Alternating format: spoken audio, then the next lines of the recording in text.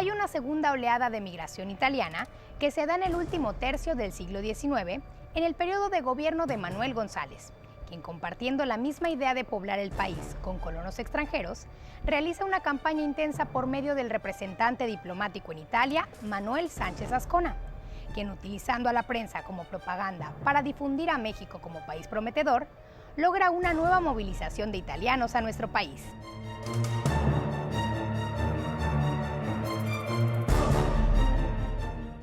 Para los años 80 hay otra crisis importante en Italia, otra crisis agrícola importante, y es cuando empieza la verdadera migración masiva que va a llevar a los italianos a todo el mundo, principalmente a toda América, Norteamérica y Sudamérica.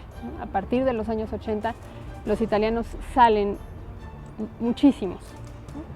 Entonces el representante diplomático de México ve la oportunidad de atraer a algunos de esos italianos a México. Hace propaganda en la prensa local. En esta ocasión se va mucho a la zona del Trentino, que si bien en ese momento no era precisamente italiana, porque formaba parte del Imperio Austriaco, sí culturalmente se les considera italianos, porque hablan italiano, son católicos, culturalmente son italianos. Entonces el representante de México en Italia va y publica en periódicos locales las bondades que tiene México como un país que va a recibir a los extranjeros, que tiene tierras fértiles, que tiene tierras que se pueden cultivar, a diferencia de Italia, donde hay muy poca tierra para la sobrepoblación que hay en ese momento. Entonces, en esa propaganda logra hacer contacto con una compañía colonizadora y deciden hacer un contrato para traer a colonos italianos, nuevamente familias de agricultores, que vengan a México a fundar 6 colonias en todo el país, ¿no? De esas colonias, algunas se forman en Puebla, otras en el estado de Morelos, otra en San Luis Potosí, ¿no? Una en el Distrito Federal y otra en la zona de Huatusco, en Veracruz. Esta colonia, para establecerla, se compran terrenos a los hacendados locales y algunos ranchos, y con ellos se establece el territorio en el cual van a venir los colonos. Se les hace un contrato, esos colonos renuncian a su nacionalidad italiana y adoptan la mexicana, que eso era importante porque era parte del objetivo, era traer nuevos mexicanos que fueran mexicanos, pero que fueran modernos y productivos y que supieran cultivar la tierra.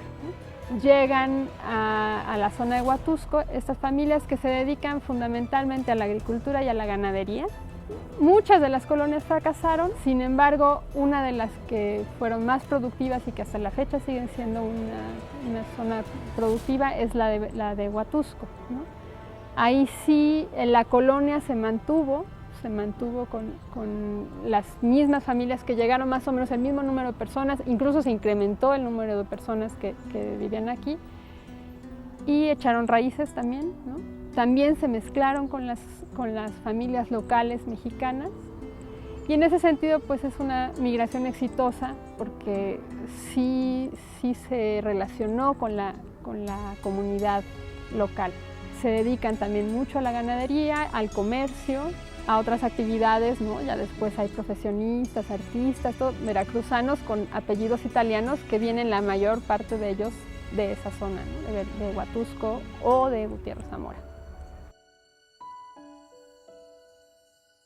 Mi papá, cuyo nombre era Alfredo Molinari Alioli, vino a Veracruz en 1953, contratado por una empresa italiana que se llamaba Tequín, y vino a apoyar a don Bruno Pagliai a la empresa que estaban creando en Veracruz, una fábrica que haría tubos en el futuro.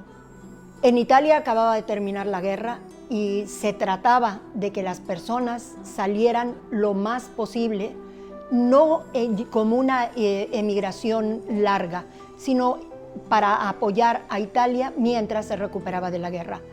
Llegan a Veracruz y llegan 122 familias, todos técnicos para ensamblar esta gran empresa. Mi papá fue una persona enamorada de Veracruz desde el primer momento, estuvo solo algunos meses y después nos mandaba muchas cartas para enamorarnos a conocer Veracruz.